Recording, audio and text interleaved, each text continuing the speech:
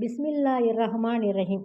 முகமது நபி ஸல்லல்லாஹு அலைஹி வஸல்லம் அவர்கள் காலத்தில் நபி அவர்களுக்கு விவசாயத்தில் வரும் பொருட்களை மக்கள் முதலில் பழுக்கும் கனி வகைகளை முதலில் நபி ஸல்லல்லாஹு அலைஹி வஸல்லம் அவர்களுக்கு கொடுப்பார்கள். பழங்களை பெற்றுக்கொண்டு இவ்வாறு துவா செய்வார்களாம். யா அல்லாஹ், இந்த கனி வகைகளில் எங்களுக்கு பரக்கத்து செய்வாயாக. யா அல்லாஹ், எங்கள் நகரத்தில் பரக்கத்து செய்வாயாக. யா அல்லாஹ், எங்களுக்கு வாழ்வாதார வசதிகளை மேம்படுத்துவாயாக. எங்களுடைய அளவைகளை பரக்கத்து செய்வாயாக. இப்ராஹிம் அலைஹிஸ்ஸலாம் அவர்கள் உன்னுடைய அடியாரும் உன் உற்ற நண்பரும் தூதரும் ஆவார். நான் உன்னுடைய அடிமையும் தூதரும் ஆவேன்.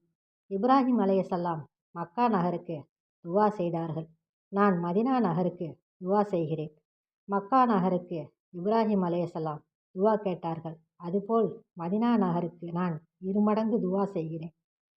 அதுபோல் இருமடங்கு தருவாயாக என்று நபிகளார் துவா செய்தார்கள்.